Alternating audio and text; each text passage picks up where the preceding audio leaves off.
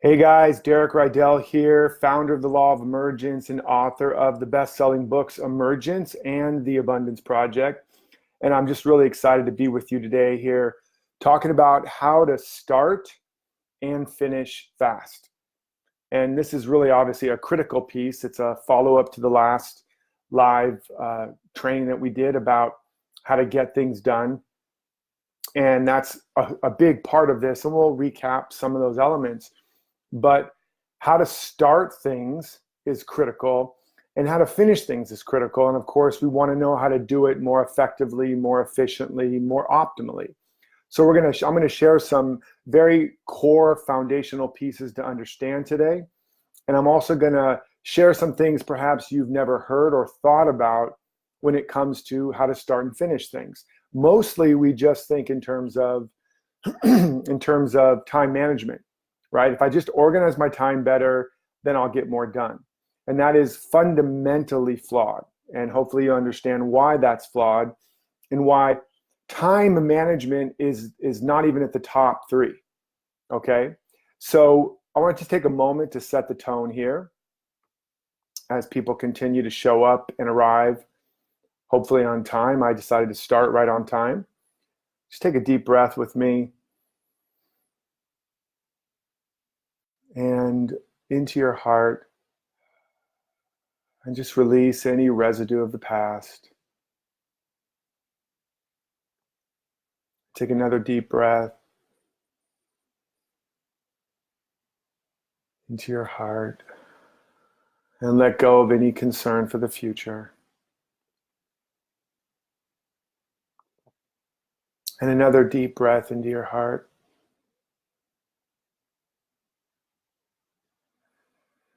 As you release any concern for the present conditions, just letting go of all the tenses of time, past, future, present, memory, fantasy, imagination. Allowing yourself just to drop fully down into your heart, into your body, into this moment. Becoming free and sovereign, detached or non-attached to outcomes, to storylines, to history. All these things that we are unconsciously or consciously reacting to and acting from, determining who we are, what we can or can't do, should or shouldn't do, based on what has come before, what we project will come in the future, or what we're facing in the present. We just let all that go right now. We become free, unconditioned. There's a life force, there's an evolutionary impulse, there's an emerging edge, an urgency of emergence, and it's happening right now. And it doesn't know anything about your past or your future or your conditions. It only knows I am. I can, I am able. I am life, I am love, I am peace, I am abundance, I am wholeness, I am power. I am the fullness of life, uniquely expressing according to a perfect seed pattern planted in the soil of our soul. And this life wants to act upon that seed of our soul. It wants to activate it. It wants to unlock and unleash its infinite potential, its purpose, its power. And now, free from historical perspectives and precedents, free from future projection and prediction, and free from present conditions, we are now more available to let this life have its way through us. We are available to the insight, the guidance, and the direction that will allow us to break through and break free from the gravity of old thoughts and beliefs and paradigms, and allow for a quantum leap. It's available right now. And in this collective consciousness and agreement, we are more available to it than ever before. Something amazing is happening. We are in the miracle zone. And all that it needs is for our willingness, our receptivity, and our yes. I am willing, I am ready, I am able. Use me, life. Make me an ever clearer, stronger, pure instrument. And now it flows. It doesn't have to take a long time. In fact, it doesn't have to take any time at all.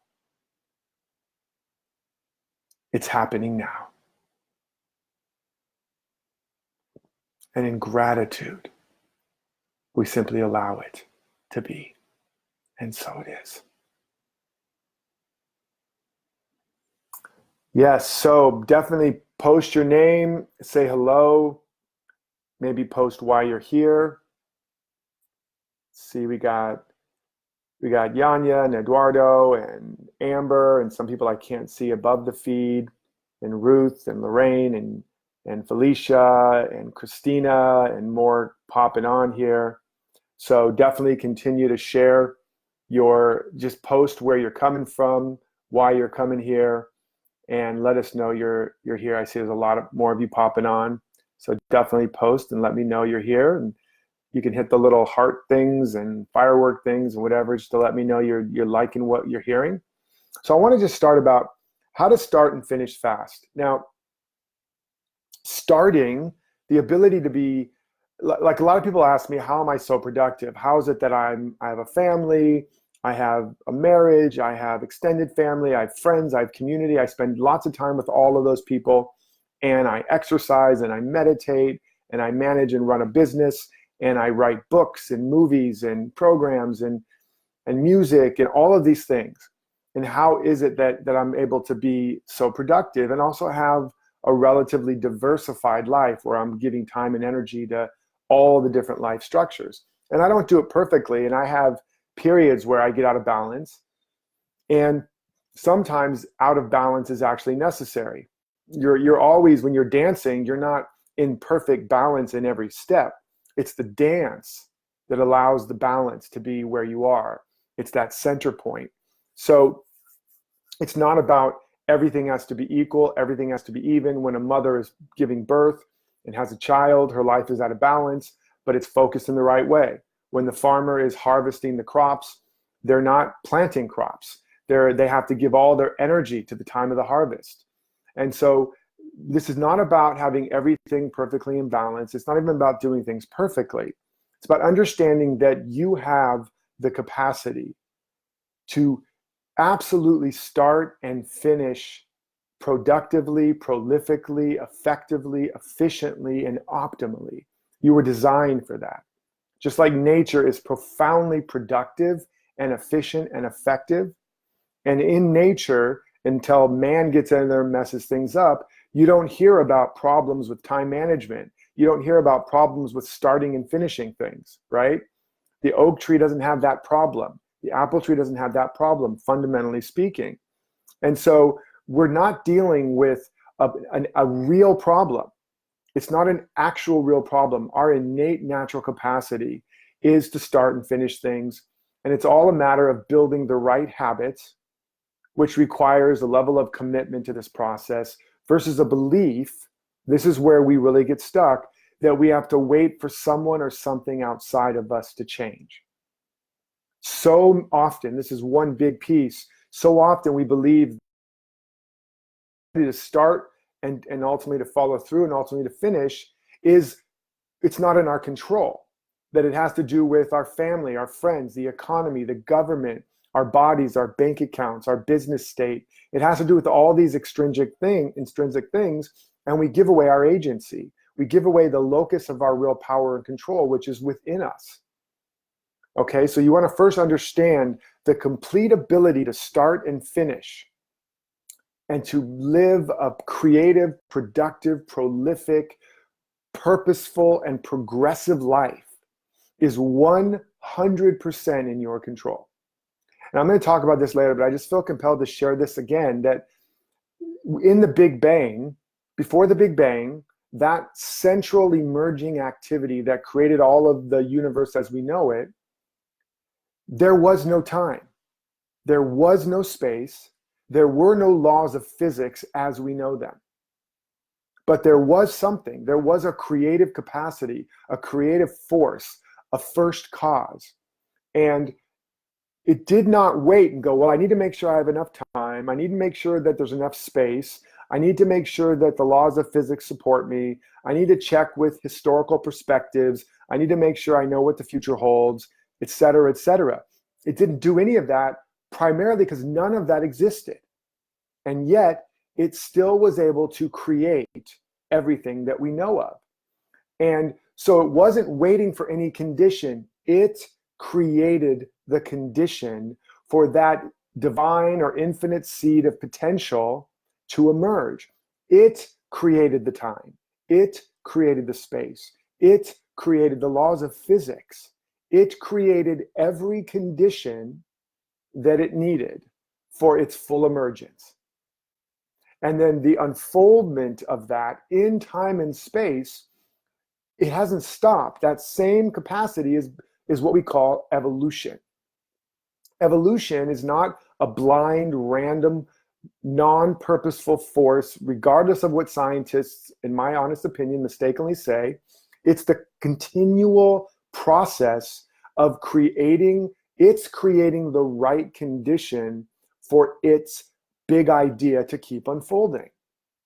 And the same thing is true with you. So how to get things done, start them, finish them, follow through with them, and do it efficiently, effectively, and optimally, or fast, is 100% in your capacity. That same ability to create, the way the Big Bang creates. The Big Bang is happening every moment in you. Genesis in the beginning is happening in every moment within you. Again, with Genesis, which is another way of saying the Big Bang in the Bible, there was no time or space. There was no laws of physics. In the beginning is not a moment in time and space. It's the moment where you step out of time or space, where you no longer are being a victim of or beholden to the simulation of your mind, the historical precedents and perspectives and paradigms, and you are standing in your sovereign power, in your true nature, in that seed of true purpose and potential, and you are designing the condition for your greater emergence. Okay? I want you to understand that's the fundamental thing. You no longer have to wait for anyone or anything. Now, that doesn't mean you can do everything at once. But fundamentally, I want you to get back to your true creative nature, your true sovereign oneness with life, with source. Okay? So I want to cover some basic principles to start breaking down why this is so, how this is so, and how to do it practically. So the first thing is to understand that your character determines your destiny, not your conditions. Your character, not your conditions, determine your destiny. Your ability to create the conditions you want, right? We just talked about, it's all about creating the conditions that allow for your emergence, and that your ability to create the conditions for your emergence are not determined by the conditions you face. It's determined by the character you develop. Okay? Remember, you are made in the image and likeness of the creative force, which means you create with the same capacity as the Big Bang, as the divine, as Genesis, whatever works for you. Whether you're an atheist or spiritual, it doesn't matter. If you believe in the Big Bang, it's the same idea. That same creative power, that same creative force that does not wait for the right condition, the right time, the right space, or the right laws. It creates the condition for its emergence. What is it that gives you the power to create regardless of conditions or the lack of them? Your character. Your character determines the conditions that unfold ultimately. Your character allows you to create and become regardless of the conditions you face. Your character determines your destiny, not the conditions you've been in or the conditions you face. Now, what is character? Character is made of habits. Habits are the things you do automatically. It's the programming. It's the operating system, all right? And your habits can be broken down into 4 fundamental quadrants: your habits of thinking, your habits of feeling, your habits of being, and your habits of doing. Okay? That core program makes up your character. Habits of thinking, feeling, being, and doing. And even if you currently have habits, once they're a habit, that's a condition again. So if you have current habits of thinking, you're not stuck with that because you have this capacity to think independently of conditions, which is the true nature of your creative force. You can create a new thinking pattern. So once it becomes a habit, that's a new condition. Your current habits of thinking, feeling, being, and doing are running a program, but you're not the program. You're not caught in the program. You are the program maker. You are the programmer. You have metacognition, the ability to think about what you're thinking about, to observe and witness mental, emotional, energetic, and physical patterns and conditions, and choose again, choose new, based on that emerging truth, that emerging impulse, that highest vision. Okay? So character is made up of habits, the habits of thinking, feeling, being, and doing. You get to choose the habits you want to create now, regardless of past, regardless of present conditions, regardless of even your present habitual conditions. Now, habits are formed by what we commit to consistently, no matter what. So see how we're starting to break it down to give you more and more, where is your locus of power? Habits are formed by what we commit to. So conditions don't determine your destiny, your character does. Your character is made up of habits. You have the power to create new habits no matter what habits you've had before. And habits are formed by what you commit to with consistency. What you do consistently, no matter the conditions. You cannot form a habit if you fall prey again to the old paradigm that your old habits or your current conditions determine what you do and what you commit to and how you show up.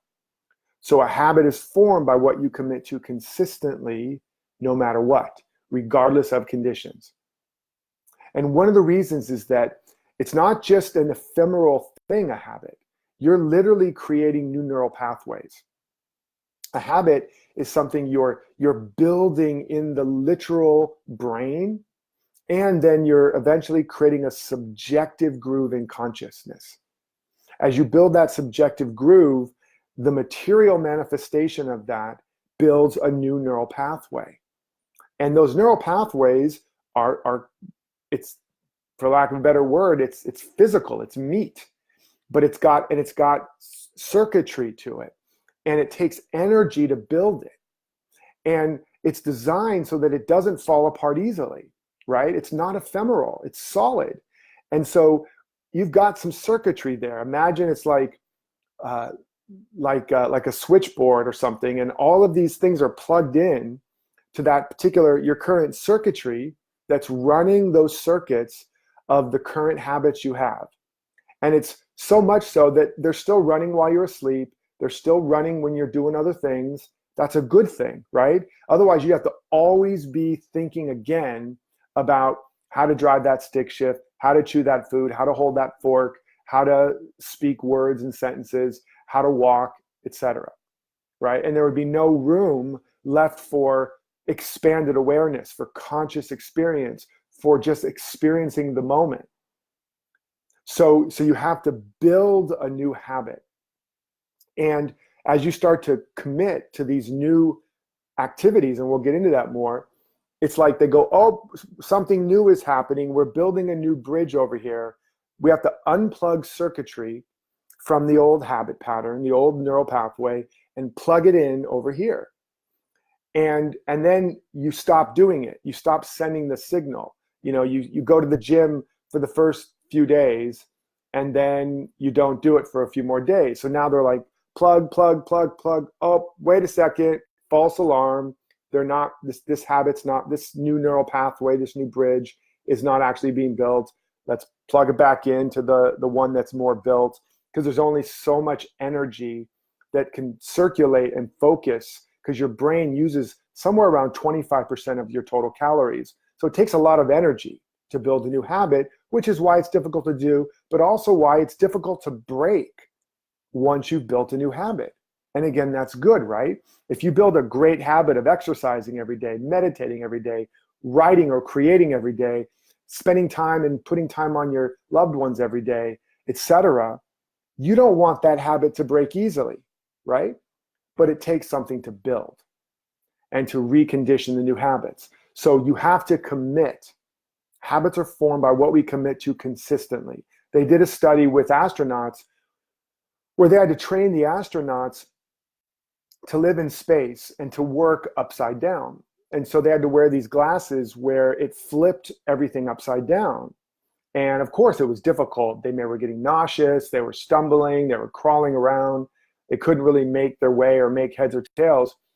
But after a certain period, and I can't remember the exact length, I think it was somewhere in there, but between 45 to 60 days, or give or take, the image flipped. And even though they were wearing upside down glasses, they could experience and see their world as if it was right side up. And that basically would allow them, hold on a second, would allow them to operate in space while they're upside down. Now, what was happening was during that period of consistency, getting that input of, we have a new condition, this is what the world is, we need to build the structures to support this. It was constantly giving input to their brain, and eventually it built a new circuitry so that they could experience things and operate with equilibrium and balance and all of that as if they were right side up. But there was at least one individual that did not wear them consistently. And even though they were part of the program for the whole time, whenever it got uncomfortable, whenever it was too much, they took them off. And as a result, it was that thing. It's like, okay, we're building this new thing. Oh, nope, sorry, false alarm, put it back. Oh, no, we're building this now. Oh, sorry, false alarm, put it back.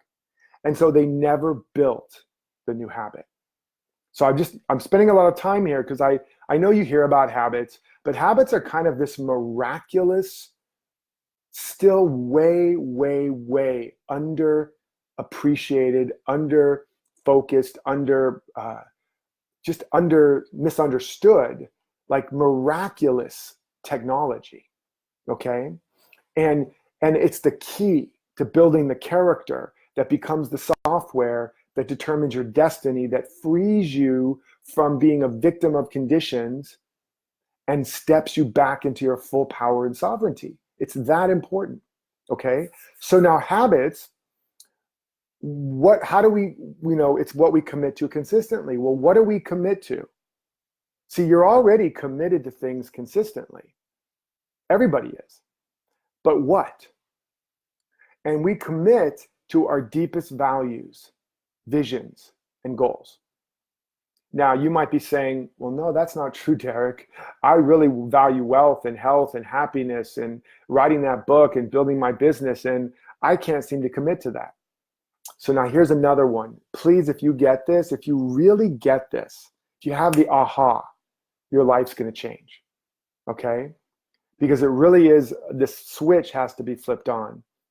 You are fully committed to your deepest values, okay? Your goals and visions are made, they're the ones that stick, are made of the things you really value. And you are committed to your deepest values, but they're not what you say they are. They're not what you think they are, okay? So the things that we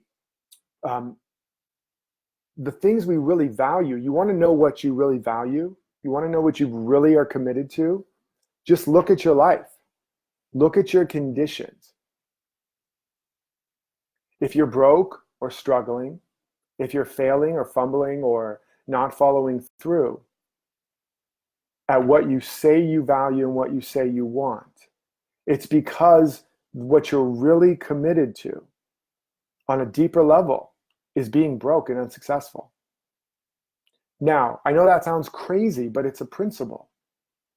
And more accurately, because obviously you're not like I mean, we could say you're committed to being broke and unsuccessful, and I'll talk about it why.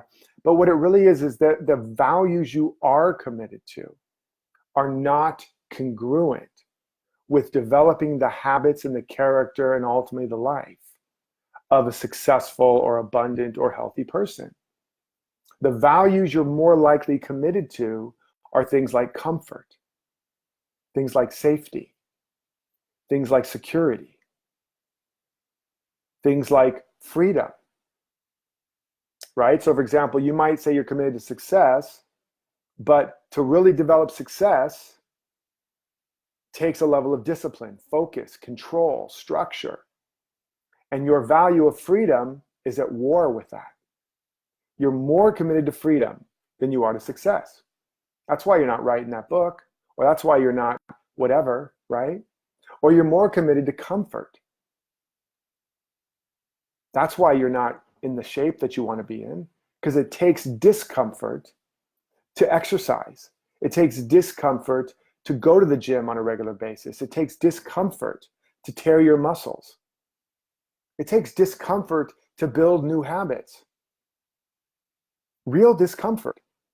Why? Because literally and physically, you're tearing parts of yourself down. Parts of you are dying. It is uncomfortable to grow. It is uncomfortable to change. It is uncomfortable to build your body, your mind, your business, your relationship. And if those things aren't where you want them, I can pretty much guarantee you, you have a much stronger value towards comfort. Think about that for a minute and post about this. If you're having an aha, if you're having an awareness, this can be a game changer. When you really see what you're committed to, when you really see what you value, comfort, security, safety, survival. This is why Jesus said, if you try to save your life, you're going to lose it. You're going to stagnate. You're going to break down. You're going to be a slave of limitation and external conditions. If you try to save your current life, you're dead. But if you're willing to lose your life for my sake, meaning this spirit, this higher energy, this kingdom of heaven vision, this possibility, the highest potential within you, if you're willing to die on a daily basis, and it says die daily, if you're willing to let go and surrender and trust life and be on that emerging or growing edge, you'll have life eternally, life everlasting, glory to greater glory, world without end, never-ending growth, never-ending abundance, never-ending possibility. But if you try to save your life, if you seek comfort, security, convenience, safety, survival as your prioritized values, then you're already dead. You're already stagnating, and you're going to become a branch that doesn't bloom. And if it doesn't bloom, it gets pruned. And if it doesn't literally die, you just find your life is stuck. It's stagnant. Now, it's not your fault. You didn't make up these patterns. It's a human condition. It's the number one priority of the human mind, the ego, which is survival. And that's what we're seeking to override. Now, that doesn't mean you're stupid. That doesn't mean you don't look both ways when you cross the street. That doesn't mean you don't maybe take out an insurance plan on your house. It doesn't mean you don't do things to be good stewards of your conditions and of the people you love. But most people have as their number one priorities safety, security, survival, comfort, convenience. And then another one that's really actually grown, is emerged in our modern day, is vanity, is looking good.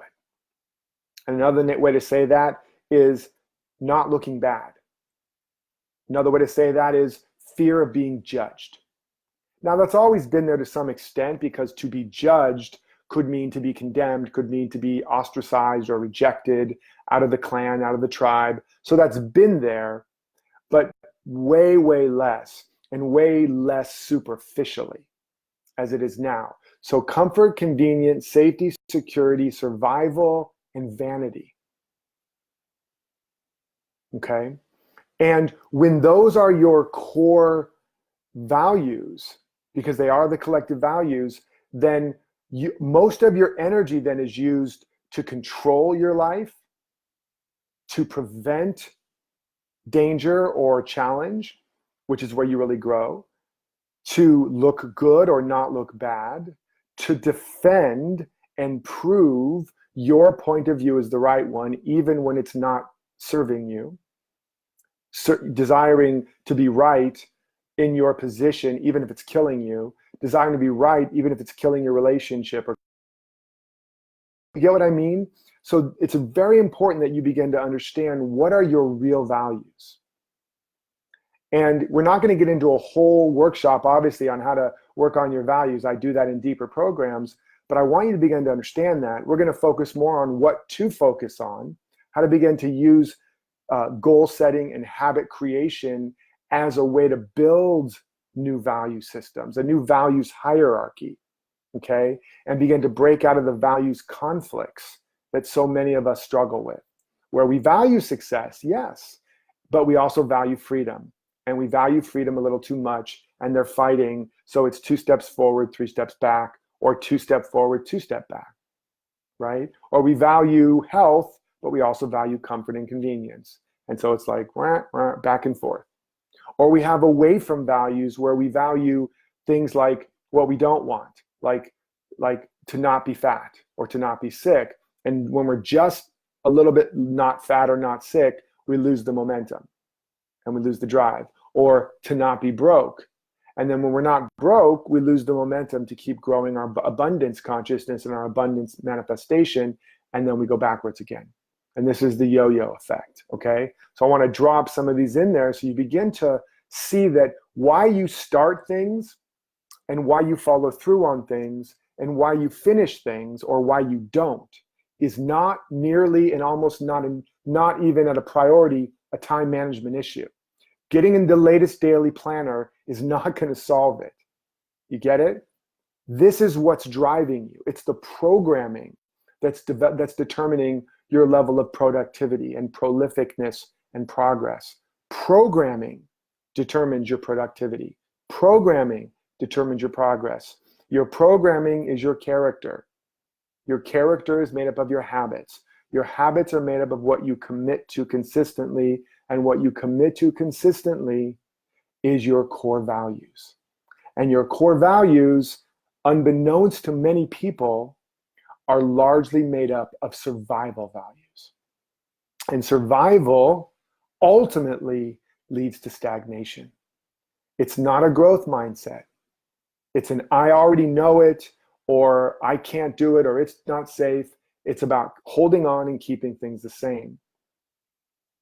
And in order to get things done, to live a productive, prolific, progressive life, you have to move from survival values to thrival values.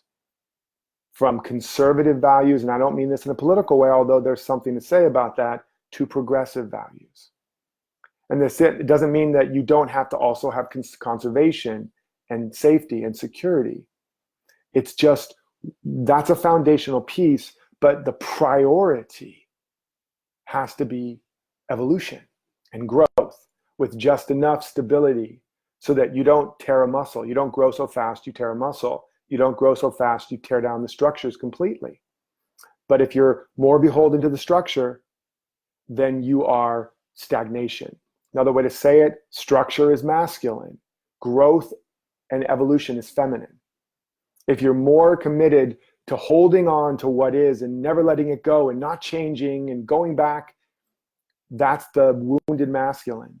If you're more committed to evolution and life force and pure creative potential, that's the feminine. Now, if you avoid structure completely and all you want to do is be with the flow, that's the wounded feminine. Or if you repress, if you're a woman especially, and you repress that pure spontaneous largeness and aliveness and wildness, that's the wounded feminine. You need both. You need the structure, the masculine, and you need the feminine, the life force, the aliveness, the emerging edge, the evolutionary edge, the progressive edge, the value of life more than survival. But you need them both. And that's what we're talking about here, okay? So you have to commit, you have to begin to understand your deeper values. All right. All right. So let me just do a little quick check here, see how you're doing. Share what's coming up for you. If this is helpful, interesting, inspiring.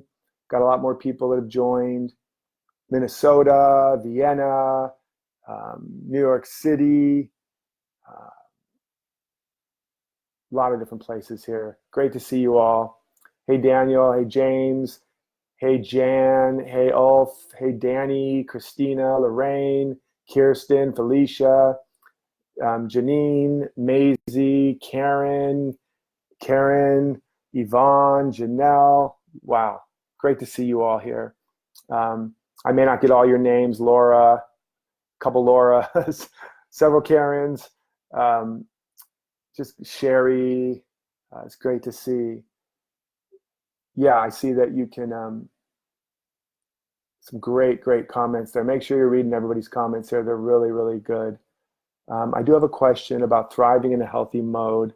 I seem to produce best under duress, and I want to function toward my goals from health and wellness, not only when antagonist pushes so hard I perform. Yeah, well, part of that could be the values conflicts and you're fighting against them. The other part of that, Sherry, can be shadow, right? So in other words, you're being driven, and I'm going to talk a little bit about this, but I'm not sure if I'll really go into shadow, so I'll touch upon it here. The shadow is something that you develop early on. You develop a map of reality. You have experiences that say, this is good, this is bad, this is good, this is bad, and therefore I am this and I'm not this. All the I ams become your egoic identity, the sense of self, and the I am not becomes your shadow. It's still part of your ego, it's still part of your identity, but it's the shadow. So you might have gotten a message around I'm not good enough, or I'm not adequate, or nothing I do is enough, or fundamentally I'm not enough as I am, and I have to be more in order to either be safe, because there's not enough to go around, or I have to be more in order to be worthy enough to fit into the tribe, which equals safety and survival. And so the foundational shadow, of inadequacy or unworthiness or not enoughness, with the map of reality that says the only way you can be loved and supported and safe is if you're more or better, then what happens is you develop a coping mechanism, a survival kit that says, I have to be better, I have to do more, and then I'll eventually have enough and be enough to be loved and supported and safe.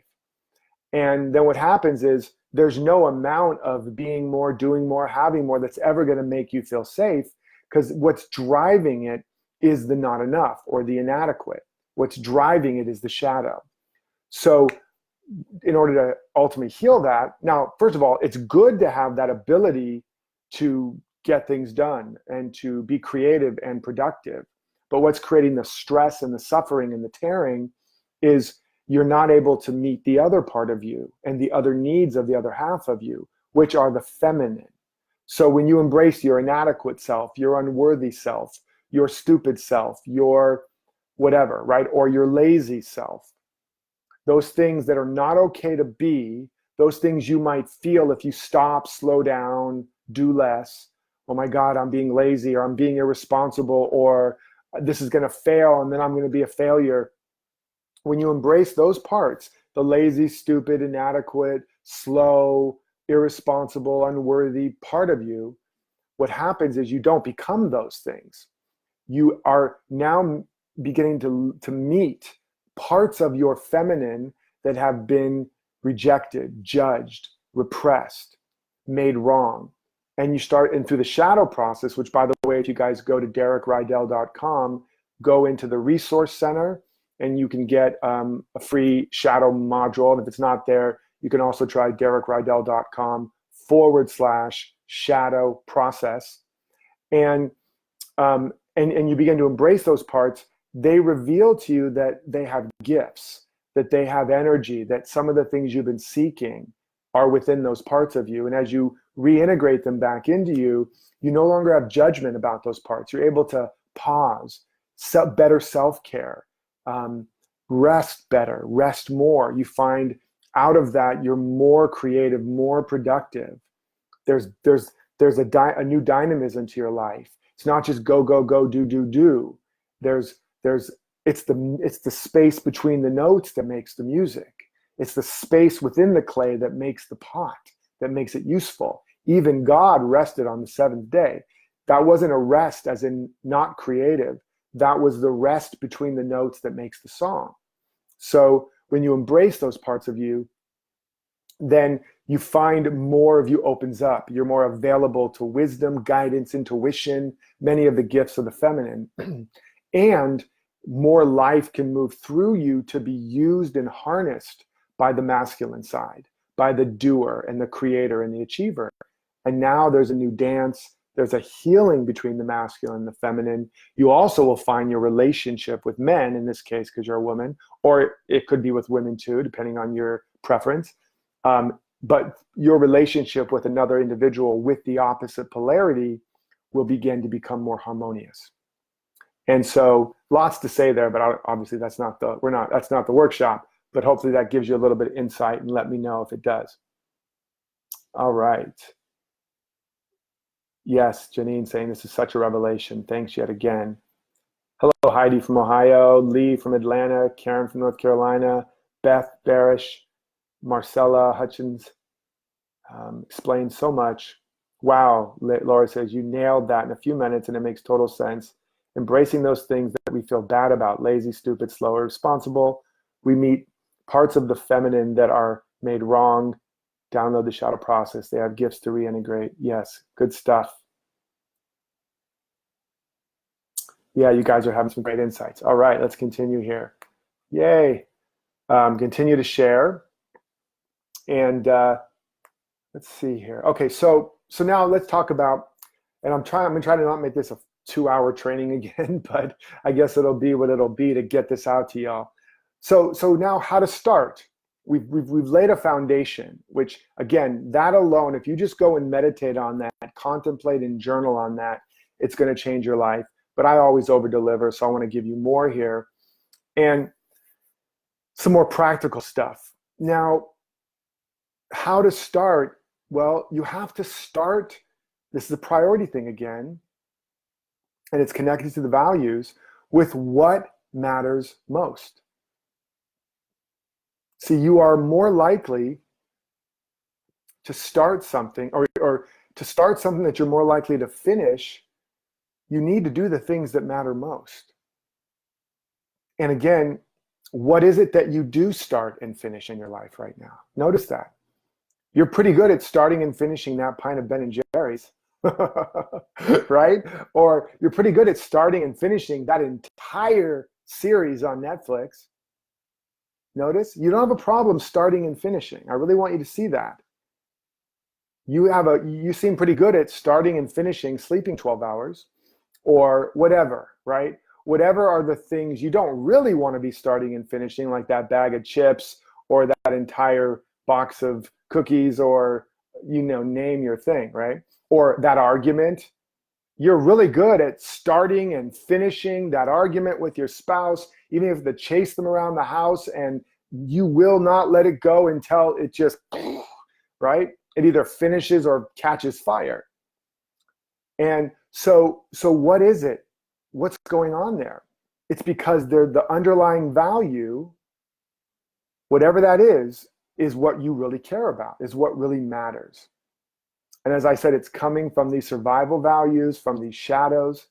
But you want to notice that it's not that you have a problem starting and finishing. It's that you need to now consciously, even a little bit of will, a little bit of your agency, identify what do you really want to matter most.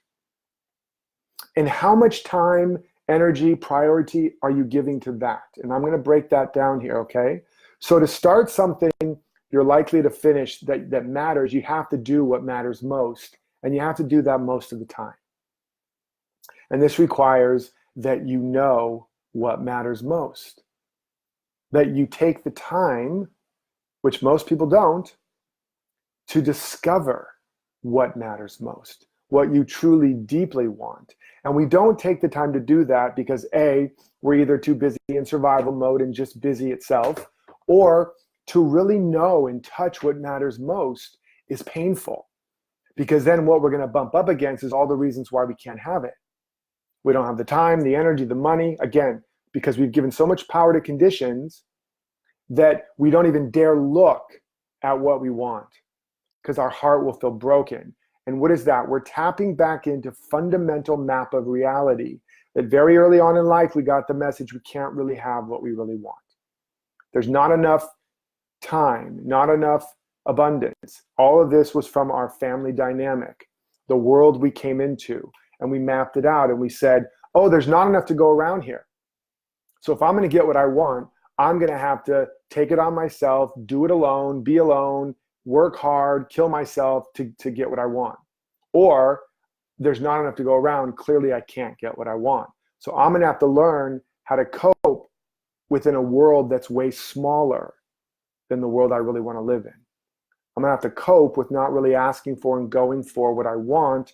And eventually, to survive the pain of that, I'm going to have to learn how to not know what I want. So I don't have to feel the pain and the disappointment and the disillusionment of not knowing and going for what I want, which really means not being who I really am. Okay? So for a lot of you, don't beat yourself up if you haven't gone for it, and don't beat yourself up if you don't even know what it is, because that's the conditioning.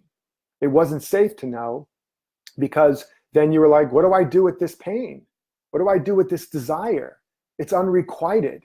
I can't have it. He or she's not going to give it to me. Mom and dad, siblings, teachers, the world. So why would I torture myself? But now what I want you to understand is that was a wrong map.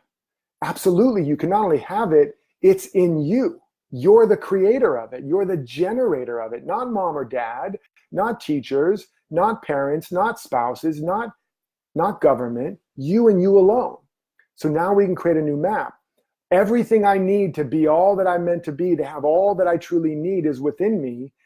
I create the conditions. I create the time and space. I create whatever is needed to manifest and emerge my full potential.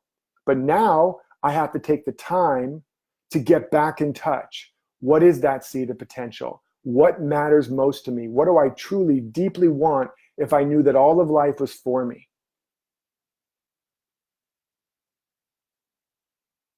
Okay? Not what you think you can get, not what you think is okay to want, not what you think is expedient. So take a moment right now. What are the things you truly, that you maybe have said that you value, but you haven't yet truly valued, right? Because otherwise they'd be in your life. So what are the things you truly value? Wealth, health, success, love, spiritual connection, beauty, nature. What do you truly value? Just write down some of those core values that you say you value, but again, maybe the appearances don't show them right now. So take a moment and write some of that down. And even type it in the chat box. Share it in the Q&A or whatever, the comment box, so that other people can see it. Because again, you might write down certain things and be like, oh yeah, I really value that too. And what goals would you be committed to if you really valued what you say you value? So if it's wealth, it might be, I'm committed to achieving financial freedom this year, or I'm committed to generating 6 figures in my business, or I'm committed to getting out of debt, or I'm committed to charging what I'm worth now in my practice. What goals would you be committed to if you were really in alignment with what you say you value?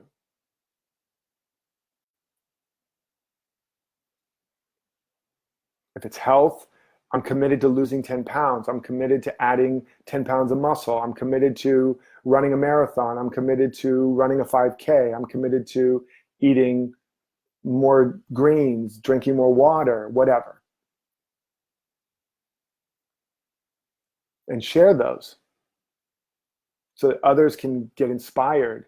We all need help to remember what we've forgotten about what's possible.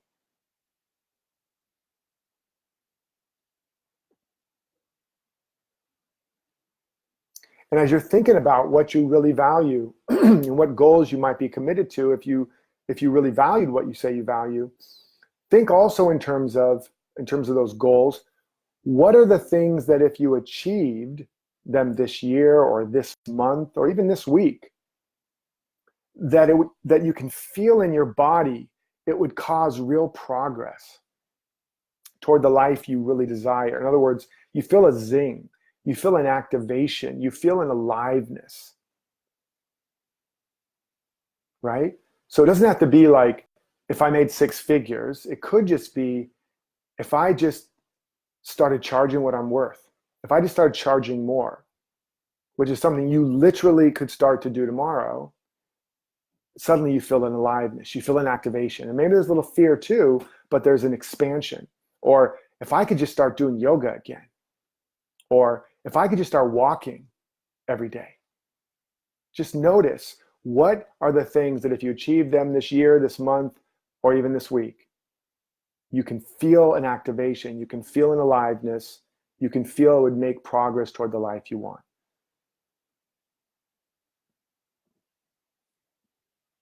And this is a way to step back closer and closer to what's really living in you.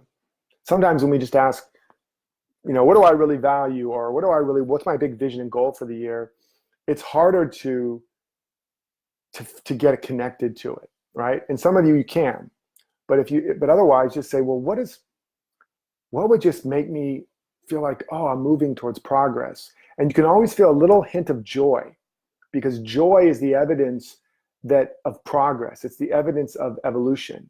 It's a signal. The reason it feels joyful is because it's like the same reason sex feels good, because we need something that gives us the motivation to evolve and to grow.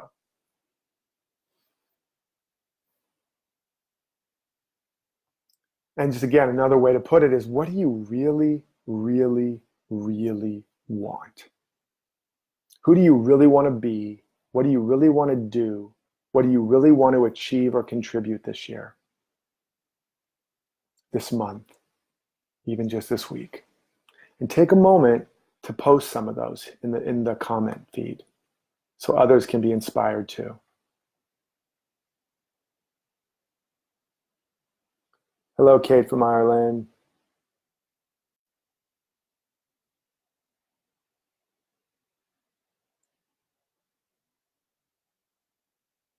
Sherry's asking about the shadow links. Just go to derekrydall.com/shadow process, or possibly just look in the free resources on derekrydall.com. I also want to let you guys know about the Best Day Blueprint, which is a way to get a lot of this deep dive work. I haven't released this to the public, only to my internal list, but I'm going to post it in here. It's in the feed there. So health and art practice, that's what Karen says. Maisie says, freedom is a primary value, but I'm starting to recognize on this live that freedom I'm currently experiencing is rooted in a lack of discipline, because I'm only receiving part of the picture. So the freedom value has caused you to maybe not do the things you really need to do to succeed, because you're fighting with the value of freedom. Oh, I'm going to lose my time. I'm going to lose my space. I'm going to lose my freedom. And Olaf is saying, I'm committed to tell my life story and write my first book. And now you can even say, and what would really make you come alive as some steps in that? It's like, what if you just spent 20 minutes today to research what that book might be, or 20 minutes outlining it or drafting it or taking notes on it? Can you feel some life begin to happen? What if you committed to just writing 1 page a day this week, even 1 terrible page, 1 crappy page, right? Don't get it right, just get it written. Ruth says, to be of service as well, to gain in health, wealth, joy, and happiness. And then Janine, I'm committed to getting into movement every day. That's a great one, Janine. So yeah, because that's something you can do, and we're going to talk about that in a few moments here. So for you, Ruth, as you guys are looking at this, you're doing great. Continue to think about, what are the values you truly value, even if they don't appear to be in your life, and what are the goals that you that you would commit to achieving if you truly valued what you say you value, right? Another way to look at it is life structures: health, wealth, work, relationships, spirituality, personal development, etc. Okay.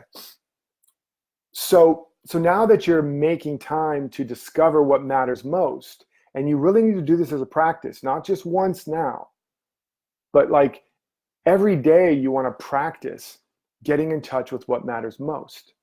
You want to take time, listen to this again, really pause it and soak it in. What do I really want? What if there really was no limits? What if I didn't care what my husband or wife thought, or my kids or my parents or anybody thought? What if I knew I could be successful? What would I really truly want to be, do, create, and contribute? What are the things I value most?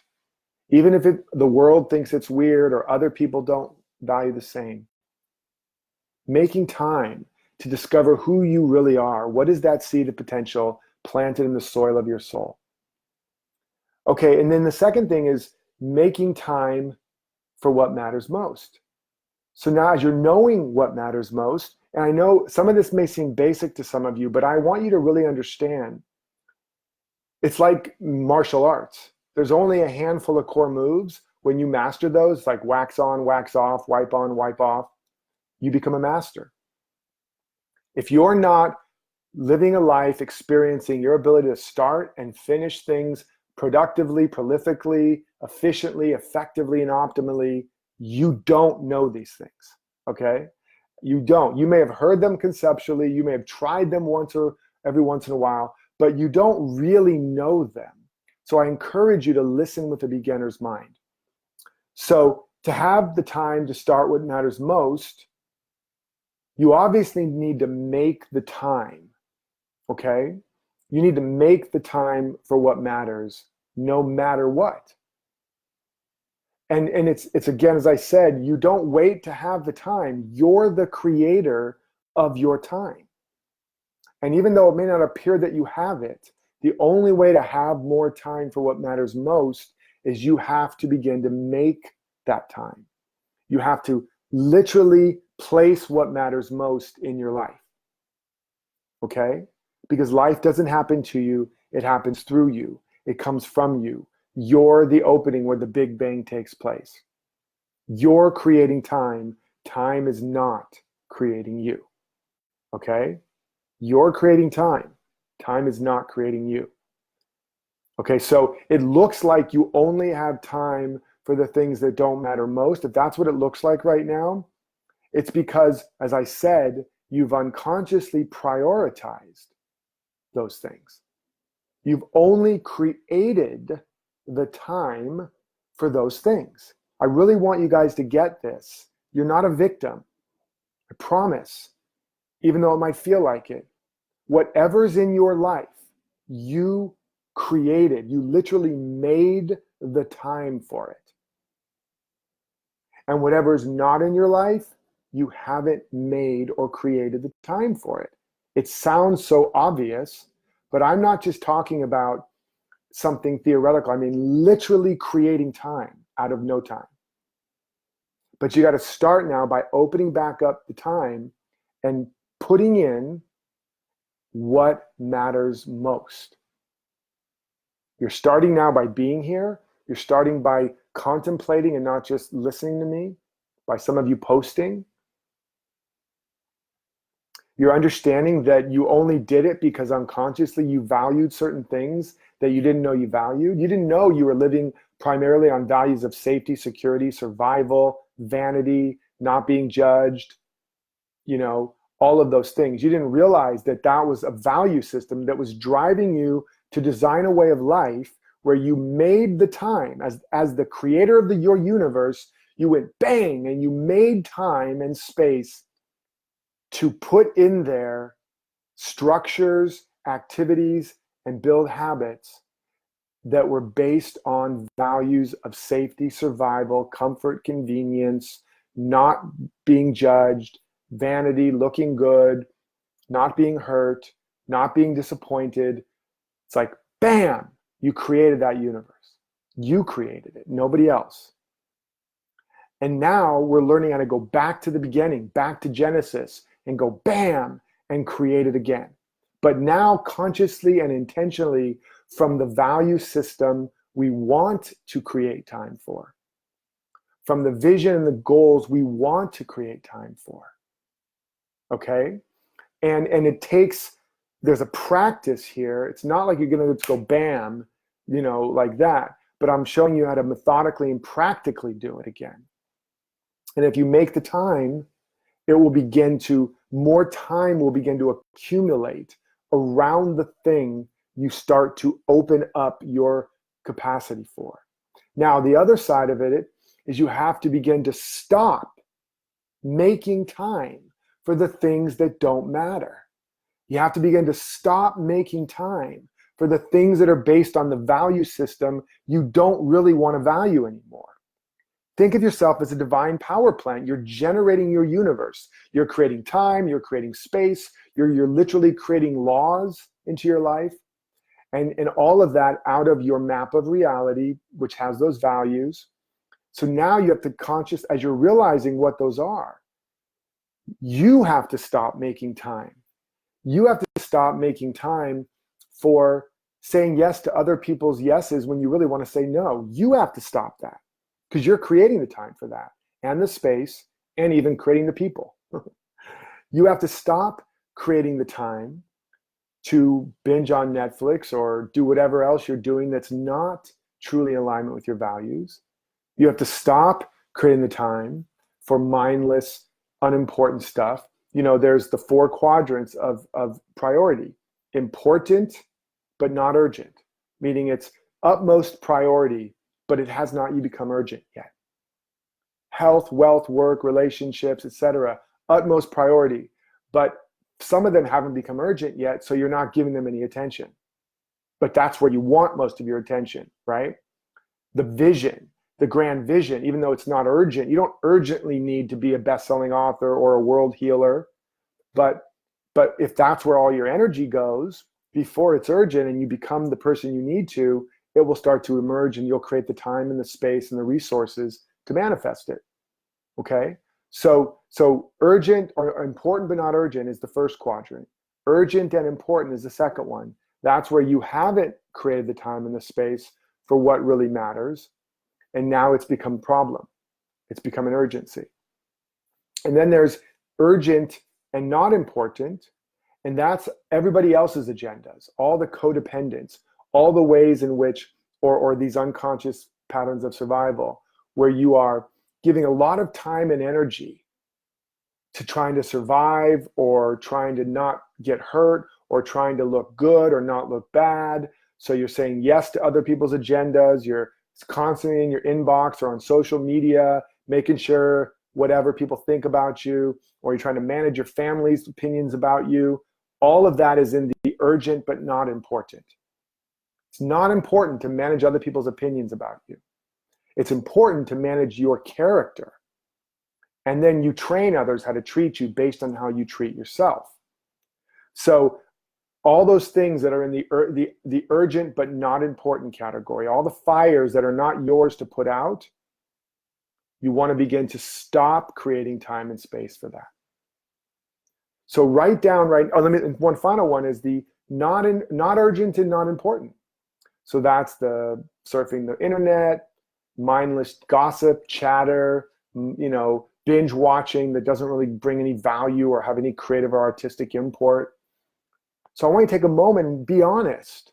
Give others the boldness and permission to do the same and post what are some of the key things that you know that you're identifying what matters most.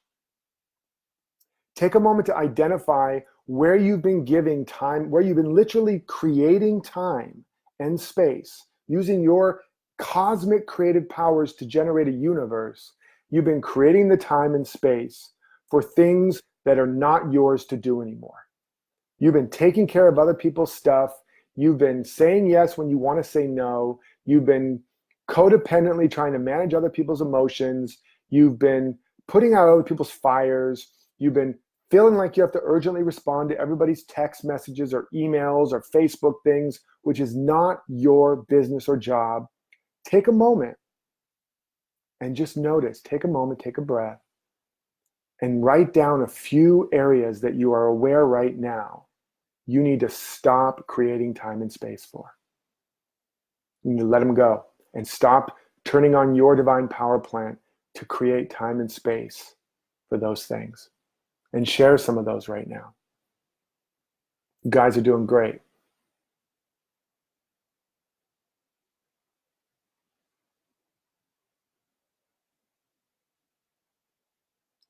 Yeah, I can see some of you are really getting this.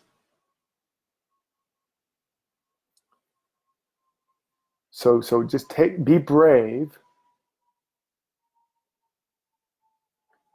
Yes, Ruby says you have to literally place what matters most in your life. So like time and place, time and space, you're creating the place, you're creating the placeholder, you're generating space, you're generating time, and it won't just happen to you.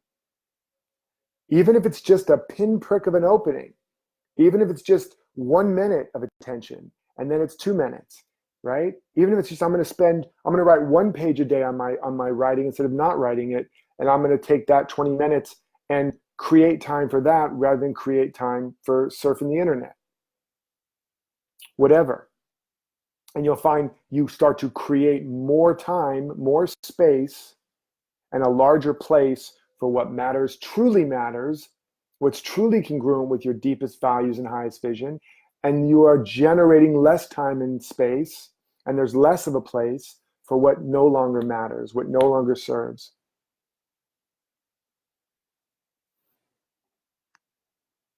So what else? Calling people I really don't want to out of obligation. Great, Nick. Thank you. Karen says, I've been logging out of Facebook on purpose lately to focus. Yes. I've heard of some people getting their new iPhones or whatever. They don't upload the Facebook app or the Twitter app to their iPhone. Then it's just not there. Avoiding sales calls by working on things that aren't going to move my business forward. Great. And in general, how about never answering your phone unless you know who it is and it's actually scheduled? How's that for an edge? I don't answer my phone unless it's actually scheduled, or I can see clearly it's emergency, like if it's my children. And even then I told them, if it's an emergency, you might have to call me 3 times. If I see you call 3 times in a row, I'm going to answer it.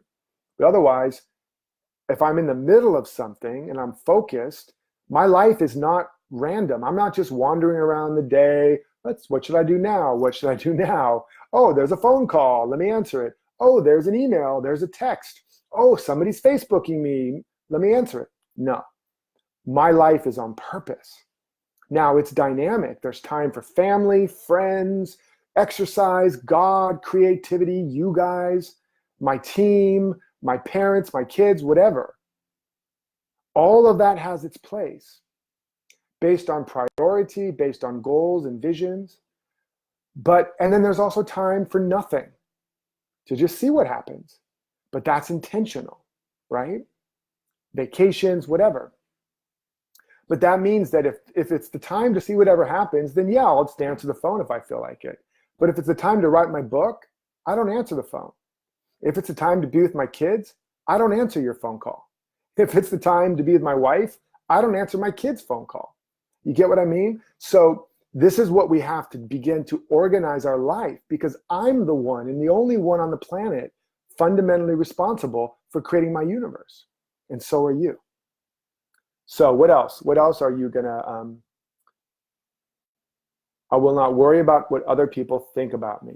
That's great, Ulf. And I would also ask, where does that show up practically in my life? What am I doing practically that is a manifestation of my worry about other people's thoughts? Like, are you not fully sharing your truth? Are you not having the difficult conversations you need to?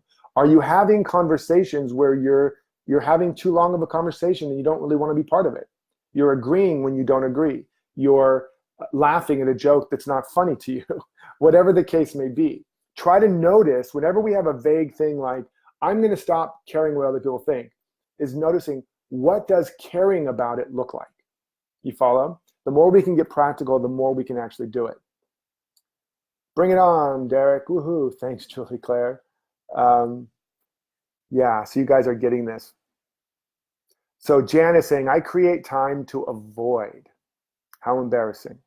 Working on a new book because it's scary. I'm afraid of failure and I haven't gotten to an agent for my first book yet, which I'm vigorously working on. So yeah, so you can feel the embarrassment, but how bold and courageous of you to share that. That's the beginning of releasing it. So we're noticing our avoidance patterns. Good work, guys. Okay, so you've beginning to identify what matters most, that you want to begin to create more time for, more space for, and also what doesn't matter, what's not really congruent. And you're going to start consciously and intentionally not creating any more time or space for, or at least creating less. Okay? So again, you're answering, what are the things, if you're honest, that are taking up time that are not important or even urgent? Or they're urgent but not important?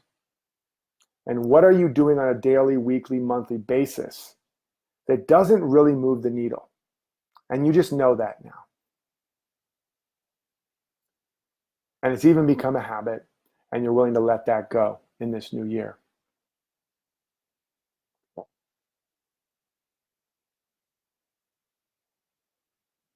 And I talked about why we do the things we don't want to do, why we do them consistently. They become a habit because they're unconscious values based on a map of reality that is now outdated, that is limited, that is based on survival, that is based on feeling stupid, inadequate, unworthy, believing there's not enough to go around, or I'm not enough. And so all this turns to ways we begin to compromise ourselves, and we're being driven by compulsive needs to get somewhere or become something in order to feel enough so we feel safe. That's what we're beginning to bust right now. Okay?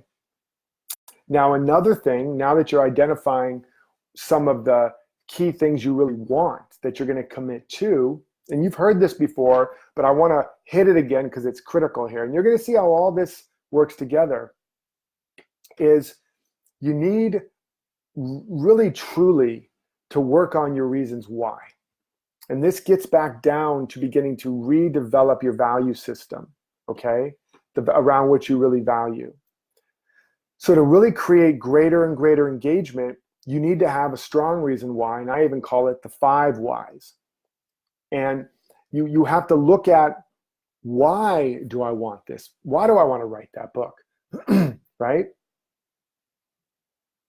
Just checking to see what you guys are writing in there. So you're looking at what matters most, what do you most want to create, be, and do, and pick 1 or 2 of those right now that would really move the needle this year or this month if you were to accomplish them in the next 30 to 60 days. And really think about it right now. Why do I want this? And there's no wrong answer. And I want you to begin to think about it in terms of the core life structures: health, wealth, work, relationships, personal development, spiritual growth. I want you to think in terms of, how would achieving this positively impact all of those life structures? If I wrote this book, successfully published it, how would that impact my wealth? And really think about that. Well, I could start to get clients. I could start to have, money in the bank. I could get financially free, right? And how would writing this book and completing this book impact my emotional well-being? I'd feel so good. I'd feel powerful. I'd feel confident. I'd feel like a winner. And you want to really feel that. How would it impact my health? Well, if I had more money, or I felt more strong and confident, I think I would take better care of myself. I'd start exercising more. I'd have the time for it. I'd buy that new dress or that new suit or whatever, and I'd make myself look better. I'd take better care of myself, right? And so I would start to feel physically better, emotionally better, financially better. How about my relationships? Well, I feel like if I knew that that part of my life was going well and I had those things together, I wouldn't feel constantly pulled by that, and or maybe avoiding connecting with other people. I might spend more energy now going out, connecting with people. I might spend more time with my family, with my loved ones. I'd feel better about myself, so I'd bring a better version to my family. And what else? I maybe now that I'd have some time and some money and some health, I would be able to really make space now, because I wouldn't be in survival mode, to really go deeper in my spiritual practice the way I've always wanted. I could prioritize it. I could even take a retreat. So just keep working with, why else do I want this? Why else? I want to make a difference in the world. It's my deeper purpose. I want to live a certain lifestyle, and start building the root structure of the why. Because if it's just this one surface level and you haven't dug down and created all these tendrils, then if one of those goes weak, the whole tree can fall over.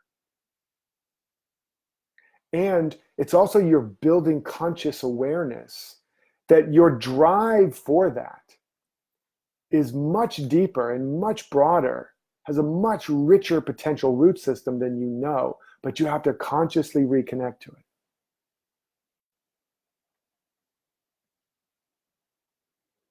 So take some time and post in there why you want to achieve that, why you want to start that thing and finish that thing, or finish that thing you've already started.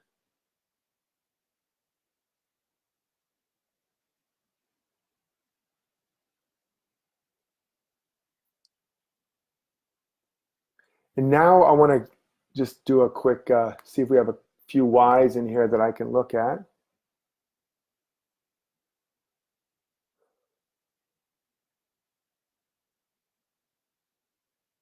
Oh, Samzad, can you describe the 5 whys? Now I'm giving you one way of describing the different whys. And the other way to describe the 5 whys is, okay, I want to write this book because I want to be successful as an author.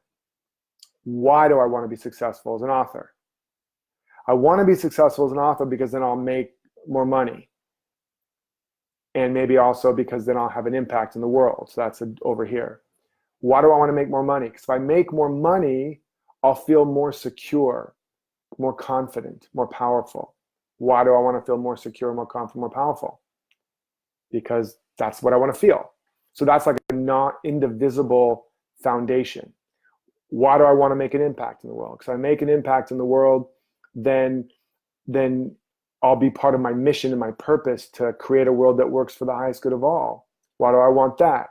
Because then I'll get more opportunities to do the things I want and create the things I want and make an even bigger impact, which again goes back to the same. And why do I want to do that? Why do I want to live that life? Because that makes me feel really connected, really inspired, really alive. So as you ask those 5 whys, what you always get down to eventually is a quality, is a feeling. And the feeling tone and the quality is all that we're all after. It's a quality of aliveness.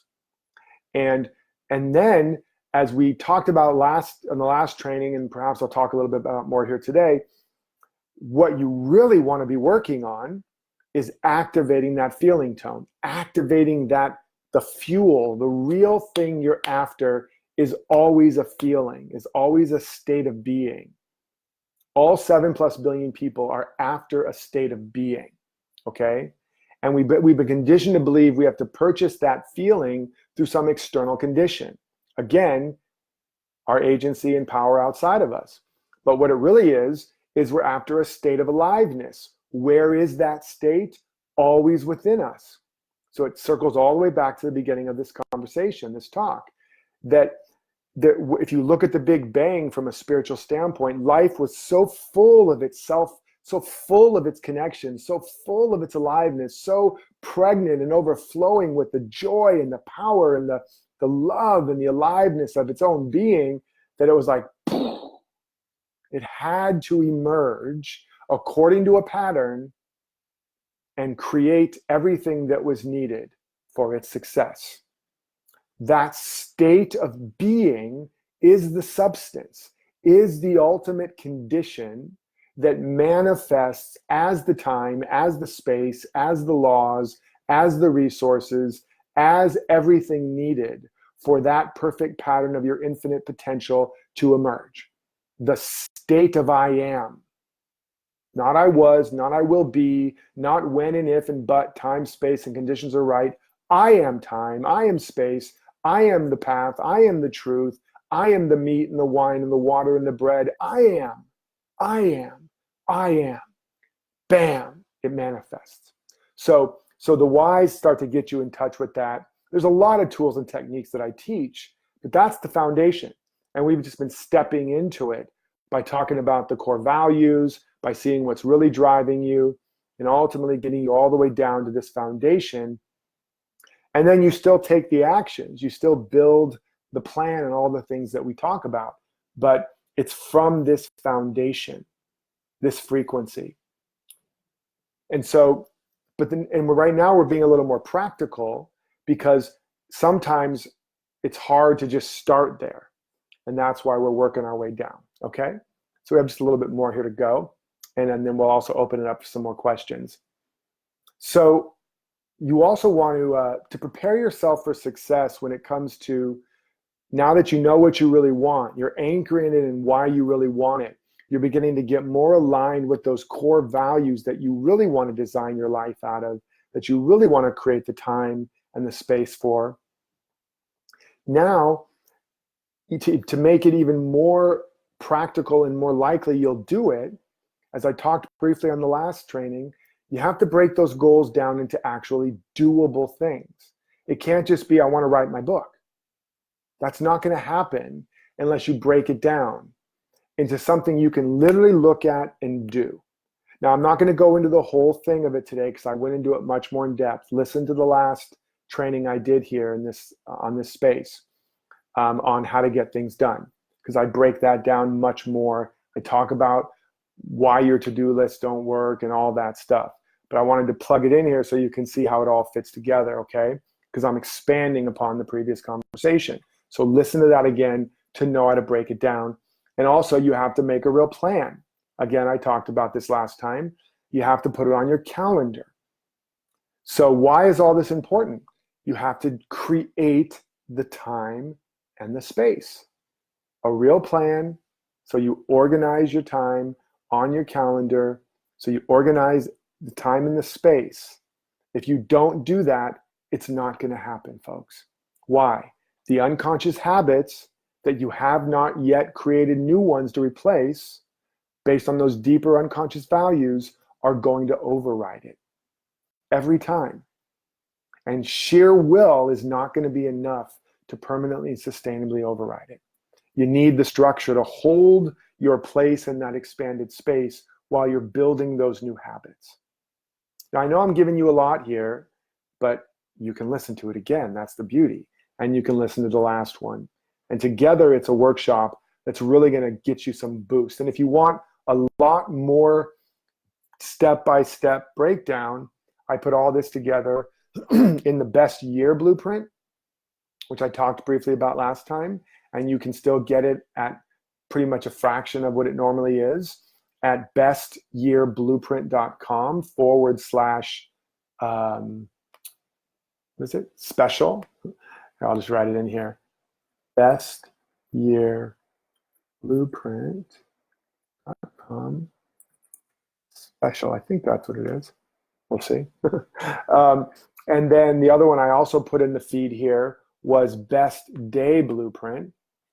And this allows you to take all of this and turn it into a daily design so that you are assured of getting this stuff done every day. So you build the habits. The Best Year Blueprint is about building the big structures, getting clear on the goals and the roles and the visions. The Best Day is about designing a day that is like your own little work of art, your own little masterpiece, so that every day you're on track, on purpose, and you're building the habits of character that allow you to fulfill your destiny regardless of the conditions you've been through or the conditions you're facing, okay? And both of those are very, very inexpensive purposefully. So the other thing about this that I wanted to just talk about is, remember, it's very hard to do this alone. So reach out to people in the feed here, or if you're in one of my groups or in any group, get accountability support. You know, and then also let the people in your life that it's going to impact know about this. If you're going to begin to make more time for what matters most and less time for what doesn't, what you think doesn't matter probably matters to some other people. Let your family know if it's going to impact them. Let your friends know. Let your spouse know. Let your kids know. Sit down, not from a permission base. You're not asking for permission, but you are inviting them to be part of it. You are enrolling them in your mission, in your vision, in what matters most. And if they're real friends, they'll eventually get there with you, okay? And if your family and friends and loved ones don't want to enroll and champion what really matters most to you, a new decision, which is make less time for them and more time for the people that it does matter to. And I know that's a little bit of PhD, but it's true. Now, that doesn't mean they have to be there with you right away. You have to give them the grace to grow too, right? And yet, don't back down. And listen and understand and have compassion for their perspective. Change is hard for everybody. It's scary for you to share and ask for what you need. And it's scary and hard for them to know that you're changing and that they may not get what they got before, that they're going to have to grow now. So, but nevertheless, you still must prioritize what matters most to you. You must, or you'll lose your sovereignty and you'll be resentful and you'll stagnate and you will not be of the highest service to anybody, including yourself. Okay? And all of this takes a level of commitment, and we talked about that in the very beginning. And that's why you need some support structures. And that's why if you have the values piece that you go through that again in the beginning, and the why piece, it's going to help you, make a deeper commitment. And I just want to talk, hold on one second, make sure you guys are following in before I jump to this final piece. See if you have any questions about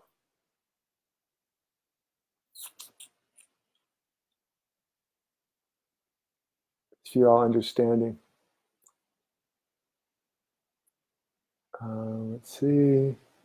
If I missed your question and it's really burning question, just retype it in, because there's a lot of comments in the feed.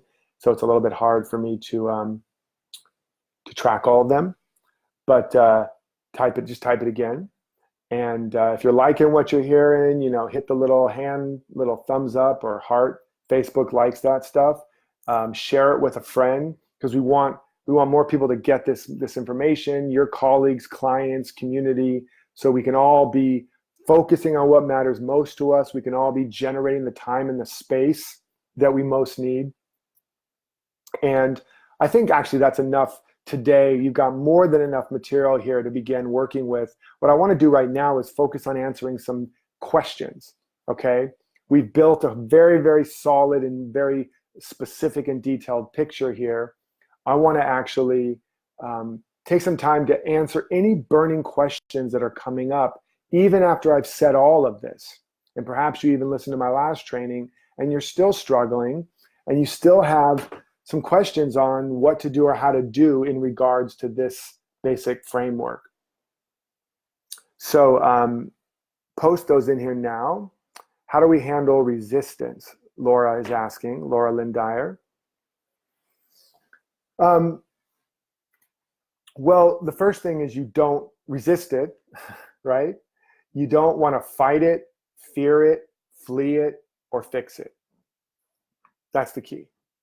Because what's really going on fundamentally is you're resisting a feeling. All fear is the fear of feeling, okay? And so when you allow yourself to just be with what is, to feel what you're feeling. Allow yourself to feel the feeling fully, to let it have a voice. And as you let it have a voice, you're going to begin to discover what is a real need there. Okay? Because those resistance pockets, without going back into like it's a shadow, it's a values conflict, all of that, which it fundamentally goes back to a lot of that. In the most human basic sense, it goes down to there's a part of you that is living under a map of reality, under a self-concept that is limited, that is bumping up against the threshold, and that is afraid. And it might be angry, scared, aggrieved, ashamed, guilty, in pain and suffering, but it's in that core place of fear and separation, lack, or limitation. It's a person, it's a being, it's a part of you. And it was somewhere along your journey where something occurred, and that part of you at that age, let's say that 5-year-old or 7-year-old, she didn't get to be fully heard, fully held, and fully understood, and fully expressed. And so something got stuck. A need didn't get met. And on top of that wound or that pain, something was created over it to protect it, that vulnerable part. It was a coping mechanism, a protective mechanism. And it decided this is what life is, this is who I am, and this is how I have to be to protect this vulnerable part of me. So when the resistance is coming up, in whatever form it is, there's an opportunity for a recapitulation of that part of you, to re-embrace, to reparent. And just feeling that, finding out what the deeper story is, what the deeper need is, and then actually beginning to meet that deeper need.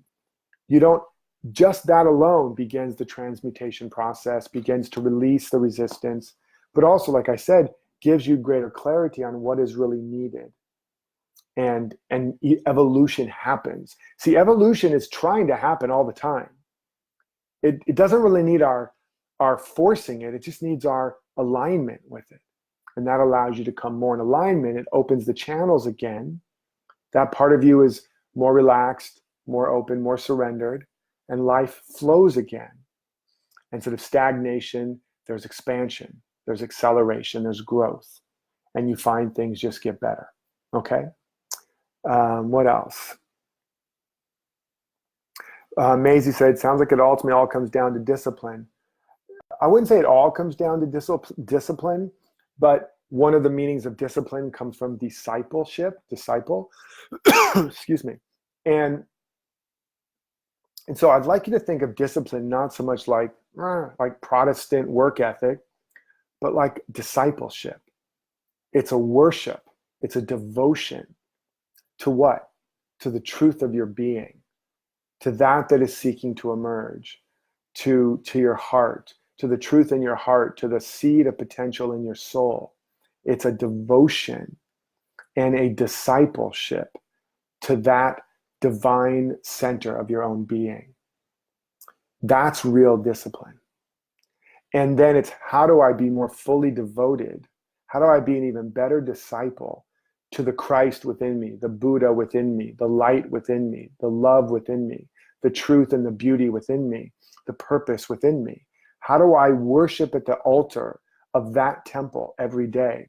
How do I do that more effectively, more efficiently, more optimally?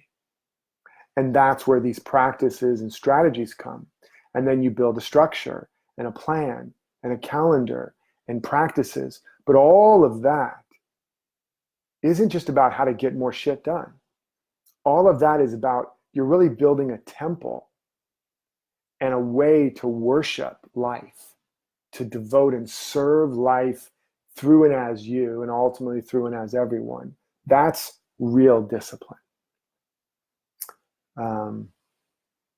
Doesn't that feel much better than kind of a whip? Whoosh, get more done. Okay.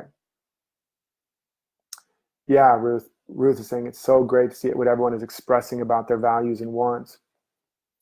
Ruth, all fear is a fear of feeling. Yes.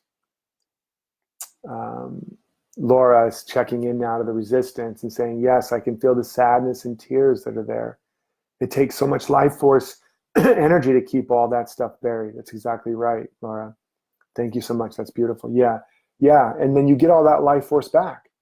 So all the energy we're using to hold down all these parts of us, like holding all these beach balls underwater, knowing if we relax, they're going to hit us in the face. No, we start to release them slowly. We give our attention. We don't fight it, fear it, fix it, flee it. Now transmutation happens. That energy flows again. We get back the years the locusts have eaten. We get back all the energy that's being wasted and siphoned off. We have more energy now to fuel and to feed that seed of our true potential. More energy to heal our body, more energy to build our business, more energy to love our family, more energy to manifest and create, because we have all the energy in the universe is available to us. And it's just that it's being siphoned off and invested in all these old pains along the timeline. And they're not really in the past, they're operating in the present. And as you start to do the work we've done this whole training, you're going to begin to step by step bring your past all the way into your present. You're going to bring yourself into present time. And you're going to see all the places where you step out of it. And then with this process we were just talking about, you reclaim another piece of you and another piece of you and another piece of you until you realize more and more that life is flowing through you. You're inspired, you're productive. And that's what I want you to ultimately understand, how to start and finish fast. It ultimately comes down to the more you're aligned with who and what you really are and why you are, now all of life can move through you optimally. That's what it means to optimize. In every moment and in every being, there is an optimal way of alignment. And when that occurs, then it's effortless. It just unfolds organically and naturally. Okay? And it's not because you're no longer trying to get somewhere, because the striving to get somewhere is again based on some compulsive pattern that is a belief that you're not already there, that you don't already have it. And as I talked about last time, you're not on your way to anything. The branch isn't on its way to the tree. The wave isn't on its way to the ocean. The sunbeam is not on its way to the sun. It's coming from it, from the sun, from the tree, from the ocean. You're not on your way to wholeness or to heaven or to harmony or to abundance or to peace or to love. You are the light. You are the love. You are the one all-knowing, all-powerful, infinite, inexhaustible genius mind of the universe with everything of existence in you in a unique, undifferentiated, unprecedented pattern of perfection. You're on your way from that, on your way to an ever greater expression of that. And so all these strategies are about getting you more and more aligned to that. And when you're there, you're already where you want to get to before you start. Now you've got nowhere to get to. You're not coming from anywhere. That's the infinite patience that brings about immediate results. Because you are in the state of I am. And you are now designing the life as if you've already arrived. That's what we've been talking about these last 2 sessions. And you are designing the life that makes you come fully alive. Now you have become the creator of the perfect congruent conditions for your emergence. Bam, the Big Bang occurs over and over and over again. You create the time and the space. You create the laws for the full expression of you, and it has nothing to do with what the world thinks. You become the creator of your world, and then guess what else happens? As I am lifted up, I draw all unto me. You become the light of the world. You become the place where evolution occurs in all around you in your world. Everybody is lifted up. Everybody evolves. That's how powerful you are. All right, let's see what other questions we have. Maisie says, wow, the discipleship angle changes everything. Yes, Janine says, now that's a definition of discipline that I can get behind. Yay. Let's see. Ruth is saying, scary to write this, but growing up, with physical punishment in an environment with too much rage, created fear and hopelessness for a long time. I'm willing to grow out of it. Thank you for sharing, Ruth. And I totally understand it. I experienced some of that as well, and I'm sure many people here have. And there's a lot of, there's definitely some trauma, and it conditions the nervous system. It develops certain neural pathways, the danger pathways, the threat pathways.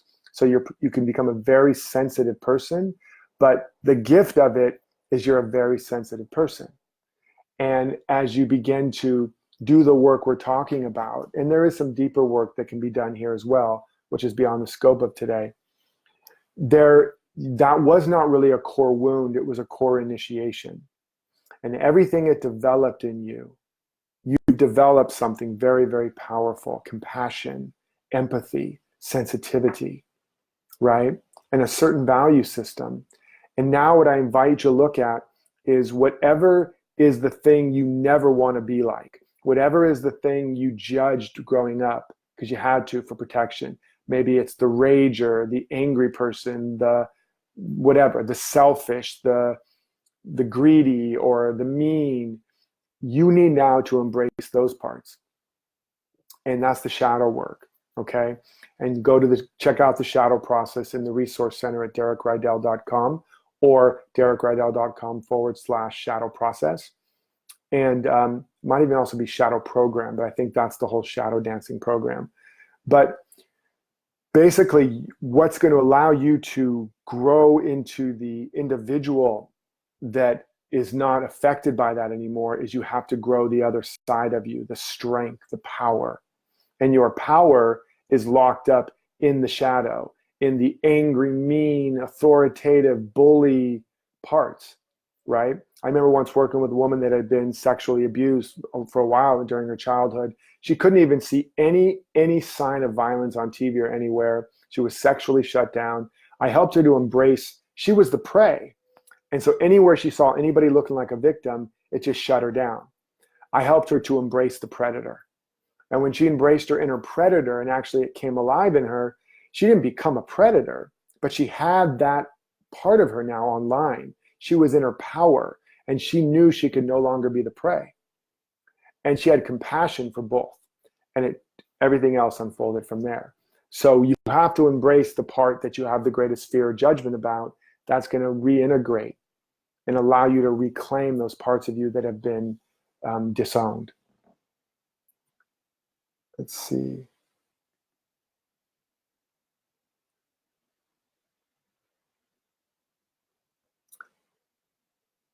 Let's see. And again, please share this, with Facebook friends and everybody. We want to let Facebook know that these kinds of conversations and topics are important. And we want more people to hear this, especially at this time of the year. Yes, Ruth, that's right. Beautiful. Okay, I'll give you another moment for any more burning questions or comments, and then we'll wrap this up. Really great work today, folks. I hope you enjoyed it. It's another long training, but packed. As you know, I always pack it. And that's because you can listen again and again, and you'll get new and deeper insights every time. And if you haven't checked out my other training here, it should be up in the feed somewhere. And that's how to get things done. These two really flow together. And if you really want to go deep and master this and take it all the way through, get the Best Year Blueprint. Just go to bestyearblueprint.com. I'll write that again, /special, bestyear.com, special. And then if you want to learn how to put all this together so you can create amazing days where you get more done than you can imagine, and multiple things done where you're hitting all the things that matter most, then you can check out the Best Day Blueprint. And I just put those both in the feed there. All right, let's see. Any other burning questions, comments? Let's see here. I don't see any more coming up, so I think we're pretty good. So I'm going to close this with a prayer. So everybody's take a moment, take a breath. As we just throw our hearts and souls wide open to the power and the presence and the love of God, of life, by whatever name you call it God, call it life, call it evolution, call it your soul, your heart. It doesn't matter what we call it. All that matters is that we call it forth as the activity of our awareness. There is a something going on here, this infinite, inexhaustible life that has only one agenda, and that is to be more life as us, to fulfill the seed pattern of infinite potential planted in the soil of our soul so that it can be more life. Life can't be more life unless it can come alive as us, unless it can fulfill the seed pattern of our being. And love can't be love unless it can serve the fulfillment of that seed pattern by meeting the deepest needs. And so life and love are fully alive in us. We are loving ourselves by saying yes to our yes, by meeting the deepest needs of our heart and soul so that the soil of our soul can be fertile enough for the seed of our potential to grow. We are saying yes to life by saying, I'm ready, I'm willing, I'm able, life, to be that place where more life and all of its qualities, love, peace, joy, beauty, abundance, wisdom, genius, harmony, order, freedom, fulfillment, celebration, bliss, ecstasy can have its way as me. I'm ready, I'm willing, I'm able. Use me, life. Make me an ever greater instrument for life to be put on display like never before. This is the law of our life now. This is the word that is being spoken and activated for everybody listening and everybody that is a part of their family, everybody that is a part of their household and consciousness. I am speaking the word knowing that right where each and every individual is the fullness of life, the fullness of love, the fullness of health and wealth and wisdom and power. And it's unfolding now on time and in time with ease and grace and dignity as right opportunity, right relationship, inspiration, creative potential, as the resources, as the time, the space, the place, the structures, everything that is needed so that each individual can be all that they were created to be and more than they can imagine. It's happening now. In this collective agreement where two or more are gathered together, it's done. It's a law. It's a contract. It's a morphic field. It's an attractor pattern, and it breaks all lesser agreements with the world. All of the past paradigms and precedents are gone. We are free now with a new agreement of full aliveness and self-expression and the fulfillment of our destiny of greatness. It's happening. We are the happening. And so it is. And so it is. Amen. I love and appreciate you all for being here. Please share this with your loved ones. Share this. Continue to comment. Continue to do the work. And let me know how it's going. And until next time, remember to live authentically, love unconditionally, and follow your destiny. Take care, all.